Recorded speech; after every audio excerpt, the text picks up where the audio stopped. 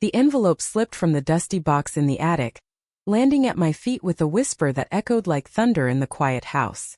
Inside were letters, yellowed with age, addressed to Lila from a woman named Elena, words of passion that no one was meant to see. And just like that, my simple act of helping my 58-year-old landlady, while her wife was away, unraveled a web of lies that had held her life together for decades. I had moved into Lila's cozy Victorian home in Seattle 3 months ago, seeking refuge from the chaos of my own failed relationship. At 28, I was starting over, piecing together a freelance writing career while nursing a broken heart from my ex-girlfriend's betrayal. Lila, with her warm smile and no-nonsense demeanor, had become an unexpected anchor. She was married to Margaret, a sharp-tongued lawyer who traveled often for work. This time, Margaret was in New York for a week-long conference, leaving Lila to manage the house alone. When she mentioned her bad knee acting up, I offered to help with some chores. Cleaning the attic seemed harmless enough. As I sifted through boxes of forgotten memorabilia, the air thick with the scent of old paper and mothballs, I wasn't expecting to stumble upon anything personal. Lila had warned me it was mostly junk from her late parents' estate, but curiosity got the better of me when I found a locked wooden chest tucked in the corner. The key was hanging nearby, as if fate had placed it there. I hesitated, my fingers trembling slightly. Should I open it? But the house was silent, Lila downstairs resting, and my mind raced with justifications. It was just storage, right? What harm could come from a peek? The letters poured out like confessions from a hidden diary. The first one I unfolded was dated 1985. My dearest Lila, every moment apart feels like an eternity. Your touch lingers on my skin, and I ache for the day we can be free. My heart pounded as I read on, the words painting a vivid picture of a forbidden love affair between two young women in a time when such things were whispered about in shadows. Elena's handwriting was elegant, full of longing and promises.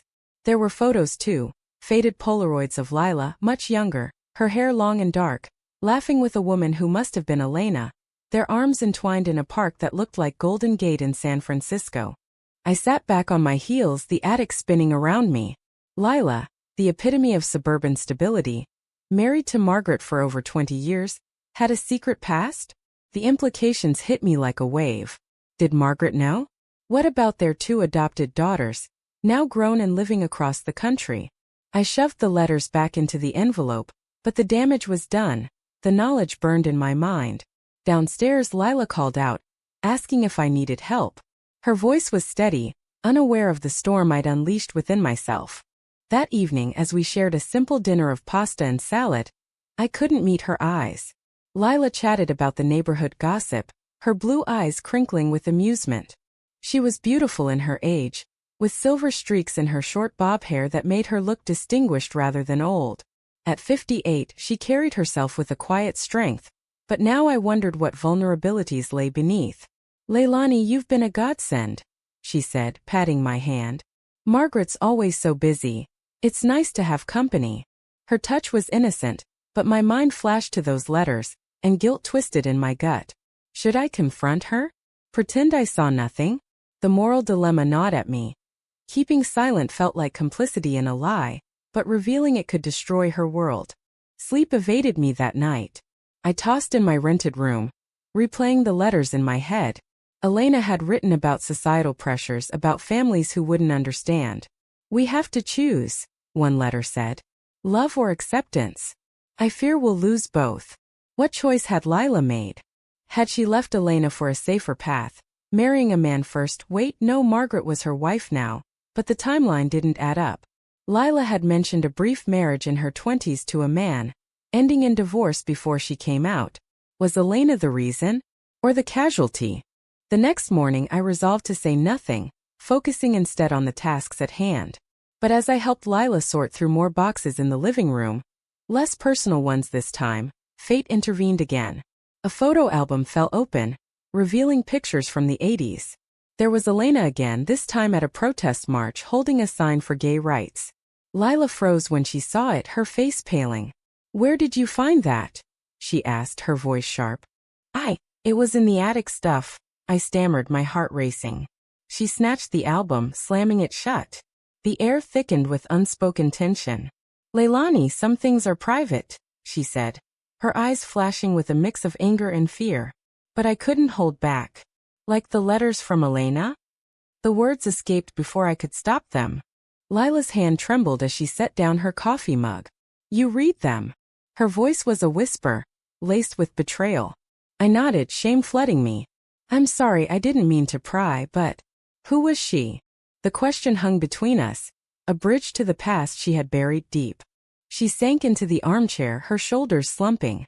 For a long moment silence reigned. Then, with a sigh that seemed to carry the weight of years, she began to speak. Elena was my first love. We met in college in the early 80s. It was a different time. Being gay wasn't just frowned upon. It could ruin lives. Her eyes distant, she recounted how they had fallen deeply in love, stealing moments in hidden corners, dreaming of a future together. But family expectations loomed large. Lila's conservative parents threatened to disown her if she didn't straighten out.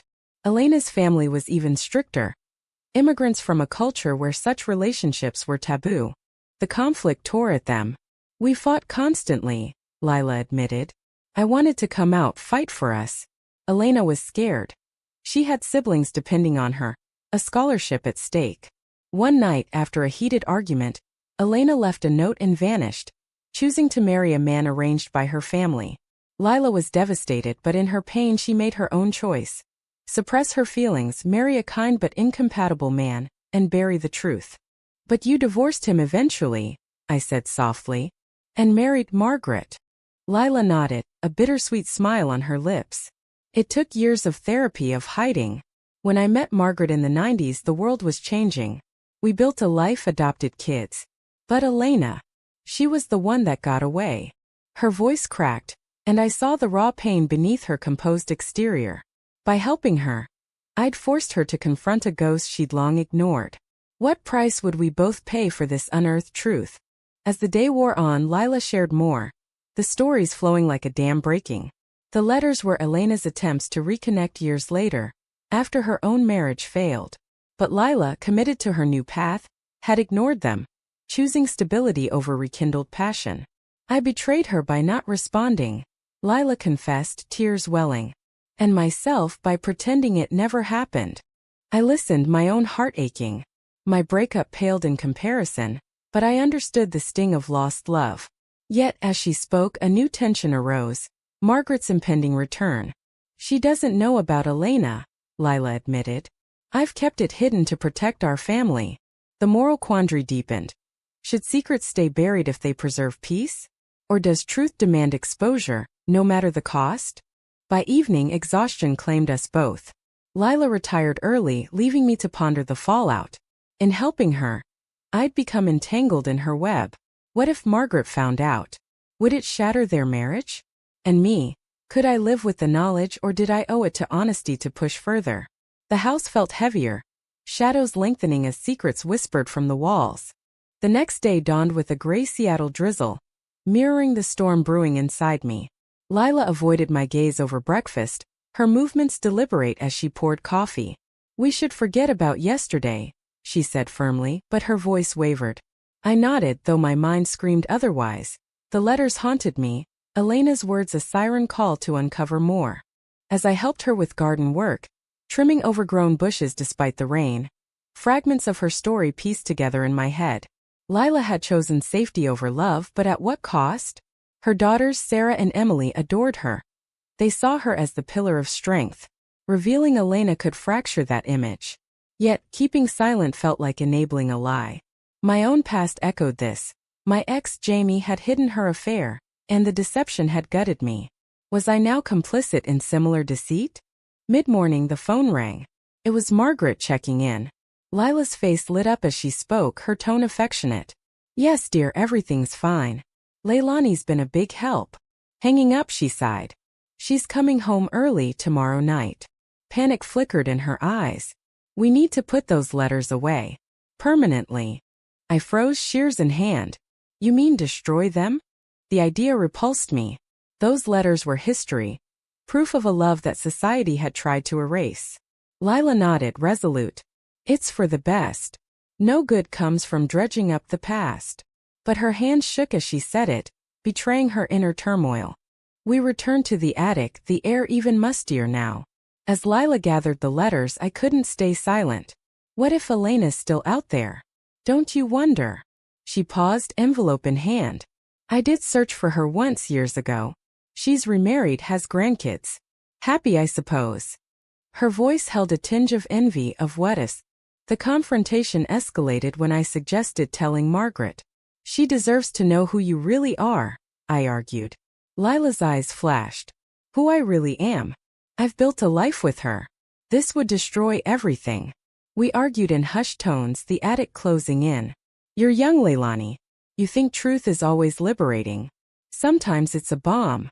Her words stung, highlighting my naivety. But as we descended, letters boxed away, doubt crept in. Was I pushing her for her sake or mine?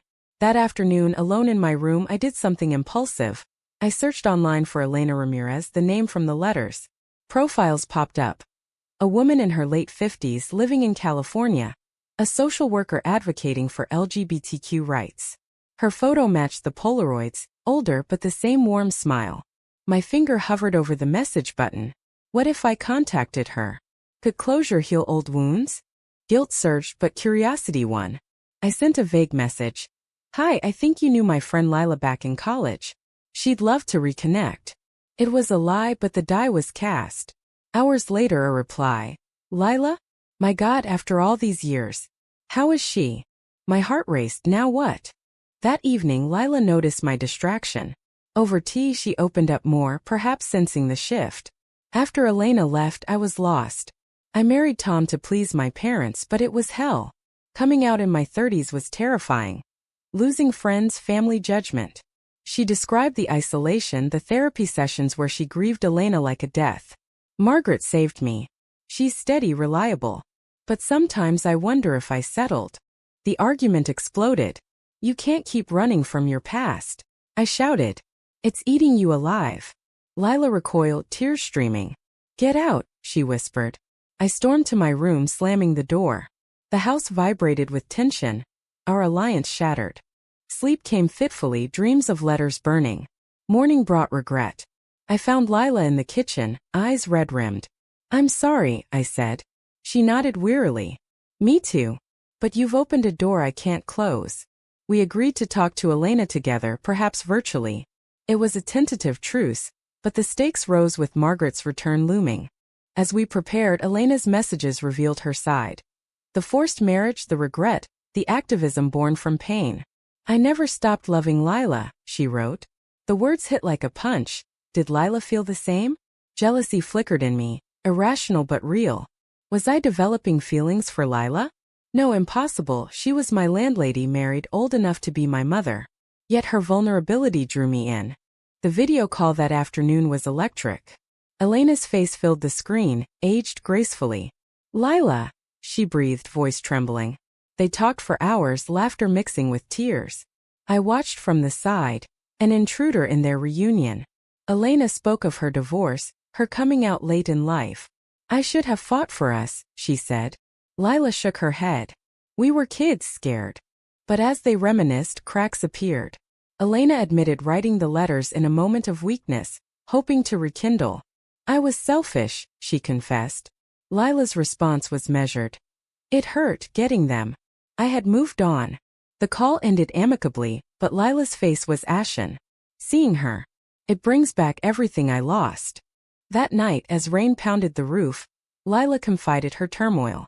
Part of me wants to append my life, chase what we had. But Margaret, the girls, they'd be devastated. The ethical dilemma crystallized. Pursue personal truth or honor commitments.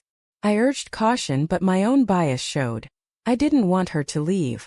Margaret's early arrival the next day caught us off guard. She burst in, suitcase in tow, hugging Lila tightly. Missed you. Over her shoulder, Lila's eyes met mine, pleading silence. But as we sat for dinner, the tension was palpable. Margaret sensed it.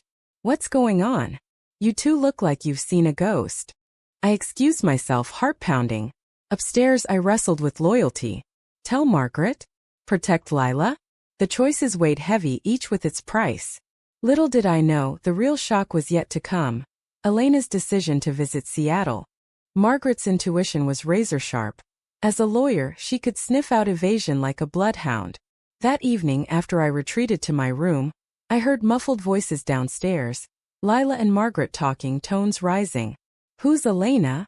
Margaret's voice cut through the floorboards. My stomach dropped. Had Lila confessed? Or had I left a trail? Peeking down the stairs, I saw them in the living room, Lila holding a letter. One that must have slipped from the box. Margaret's face was thunderous. "Love letters? From a woman? How long have you hidden this?" Lila's shoulders shook. "It was before us, Margaret.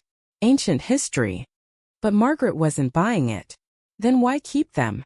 And why is Leilani involved? She glanced up, spotting me. "Come down here." I descended, guilt written on my face. The interrogation began. I explained finding the letters, the search for Elena, the call. Margaret listened, her expression hardening. "You meddled in our marriage," she accused me. "This isn't your business." Lila defended me weakly. She was helping. I needed to talk about it. But the damage was done. Margaret stormed out for a walk, leaving Lila in tears. "See what you've started," she whispered to me, though her anger seemed directed inward. The night stretched long, filled with accusations and revelations. When Margaret returned, they argued deep into the hours. I lay awake, eavesdropping on fragments. "You never fully committed to me," Margaret yelled. "Always holding back a piece of your heart." Lila's retort. "You knew my past. But Elena was my first, you can't erase that." By morning, the house was a battlefield. Margaret packed a bag, declaring she needed space. "Call me when you're ready to be honest." The door slammed, echoing like a finality. Lila collapsed on the couch, sobbing. "I've lost her. All because I couldn't let go." Guilt consumed me. In my zeal for truth, I'd ignited this fire. "I'm sorry," I murmured, sitting beside her. She leaned on my shoulder, her vulnerability raw. "It's not just you. I've been lying to myself for years." We talked then deeply about societal pressures that forced her to choose between love and acceptance, the internalized homophobia that lingered. As days passed without Margaret, Lila spiraled. She called her daughters, confessing piecemeal. Sarah, the elder, was supportive. "Mom, we love you no matter what." But Emily reacted with anger. "How could you hide this? Does it mean our family was a lie?"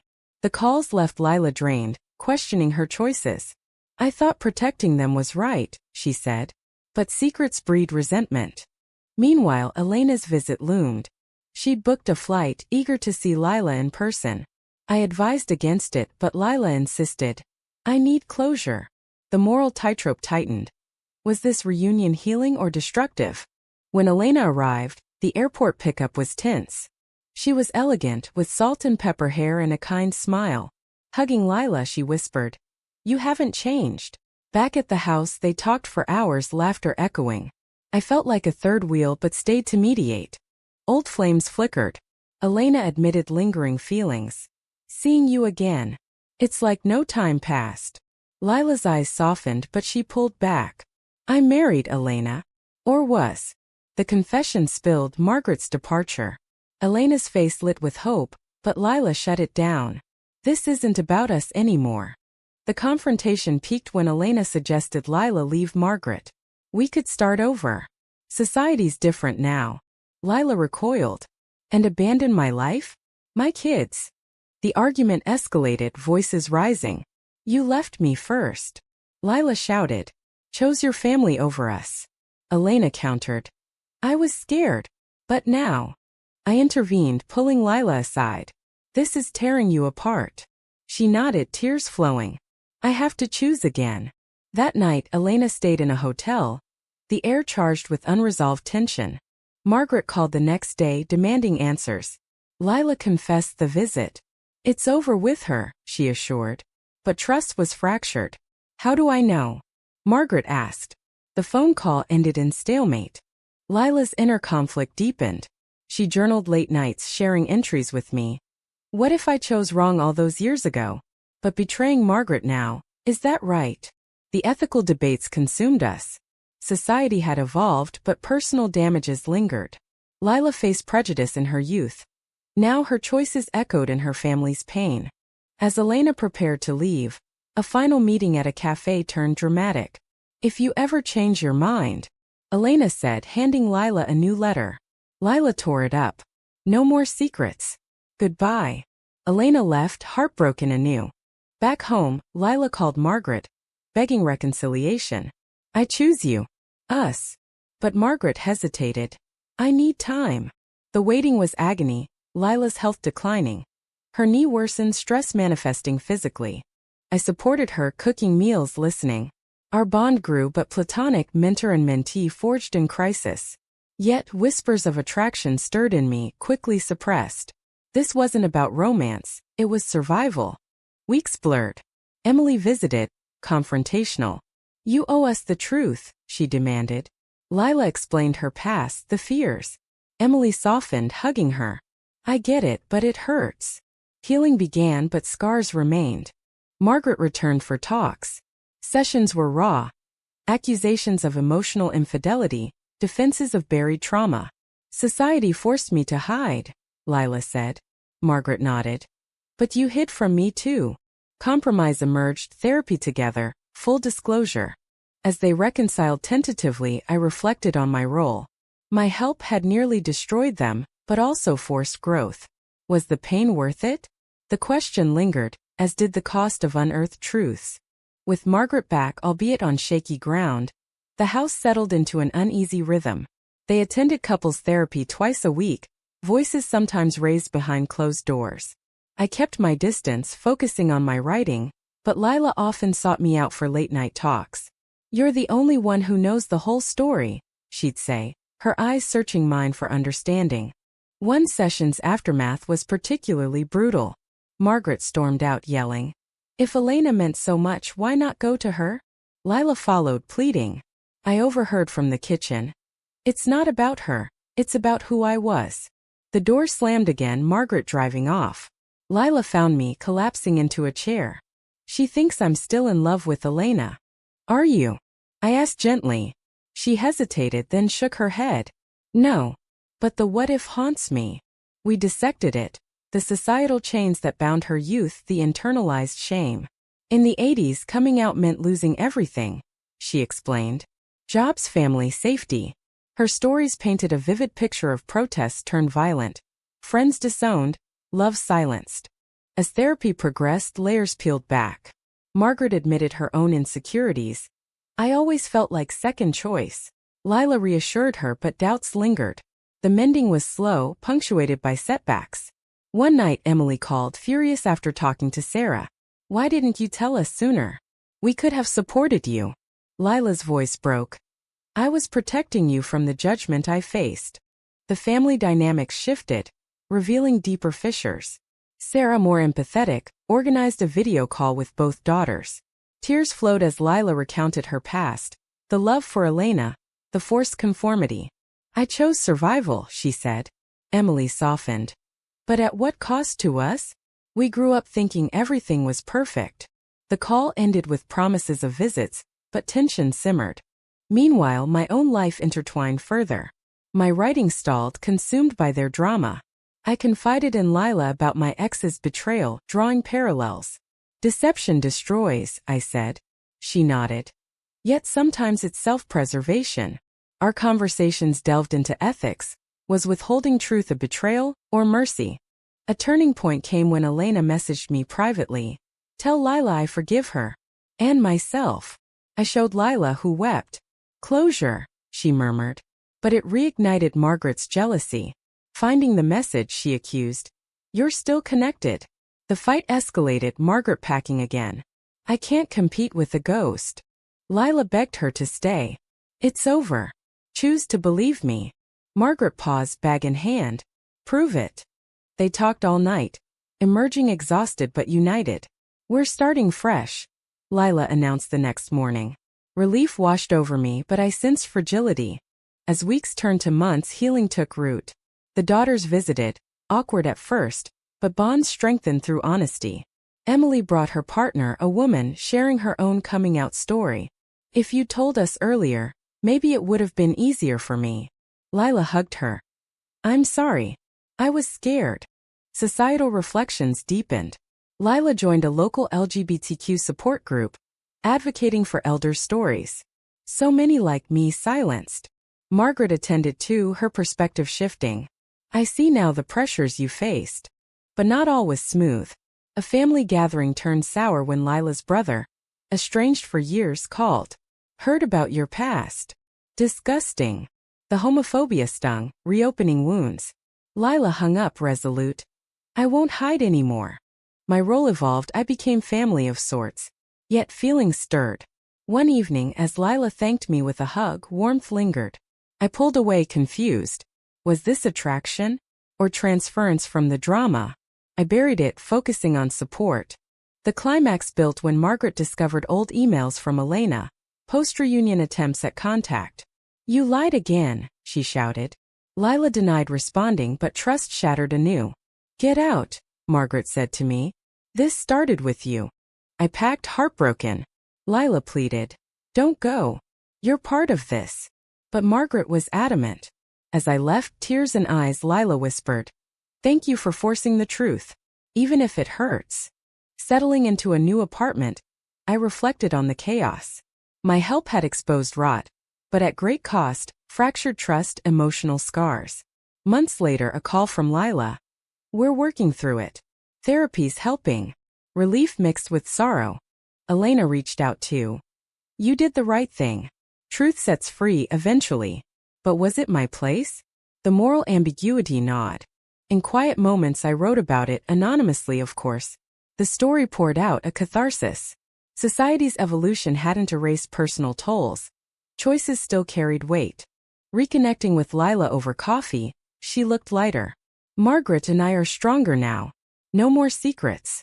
The daughters thrived, bonds mended. But the price? Years of pain unearthed. As we parted, she hugged me tightly.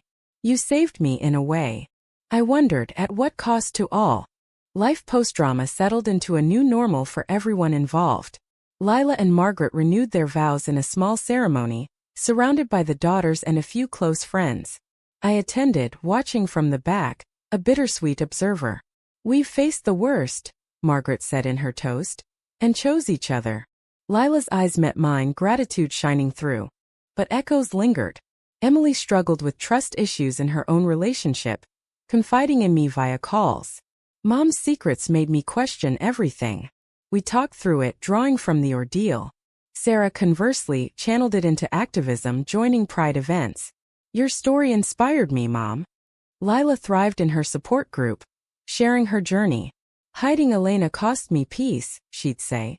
Attendees nodded, their own tales mirroring hers. Loves lost to prejudice, families torn. Society had progressed, but scars from the past festered. Lila's advocacy became her redemption, turning pain into purpose. Margaret softened over time, even thanking me privately. You forced us to confront issues we'd ignored. Yet resentment simmered subtly. Our interactions were cordial but distant. For me, the experience reshaped everything.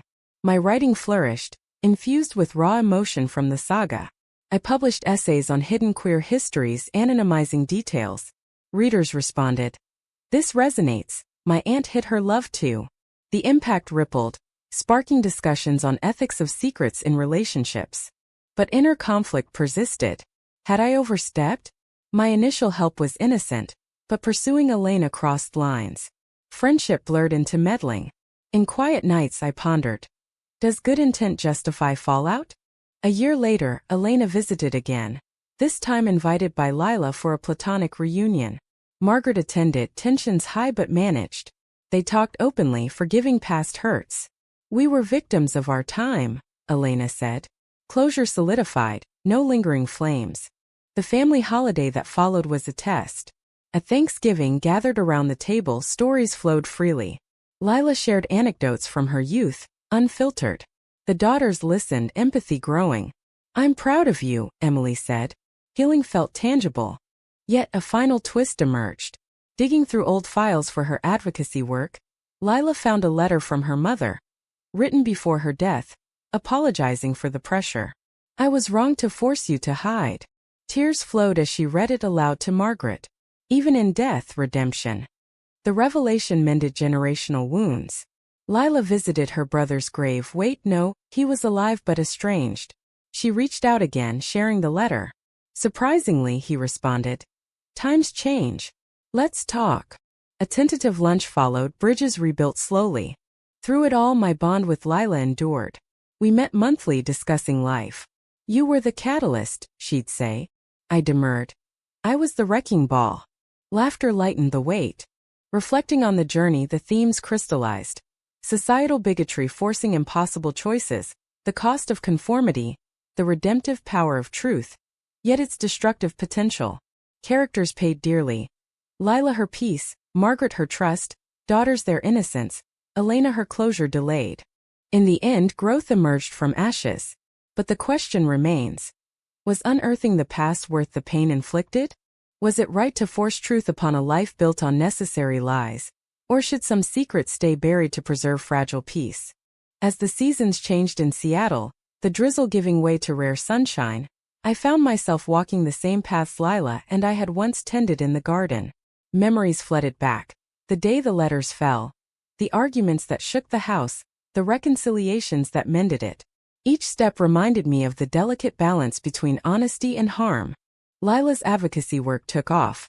She spoke at conferences, her story inspiring others. I paid a high price for silence, she'd declare, voice steady now. Margaret stood by her side, their partnership a testament to resilience. The daughters flourished. Emily engaged to her partner, Sarah pursuing a degree in social work. For Elena, life moved forward too. She remarried, finding love in her 60s. Thanks to you all, she messaged. I faced my regrets. The web of connections, once tangled in deceit, now wove a tapestry of understanding. Yet, personal tolls lingered. Lila's knee required surgery, stress exacerbated. Margaret battled anxiety, therapy ongoing. I dealt with my own guilt, journaling to process. Did I play God? I wrote. Friends assured me. You helped reveal truth. But ethics aren't black and white. In broader society, the story echoed ongoing struggles. Bills for LGBTQ rights, backlash against visibility. Lila's experience highlighted progress's uneven pace. Older generations bore deeper scars. Ultimately, the narrative arc closed with hope, but questions open. Choices define us, but their righteousness? Debatable. Was it right to force truth upon a life built on necessary lies? Or should some secrets stay buried to preserve fragile peace?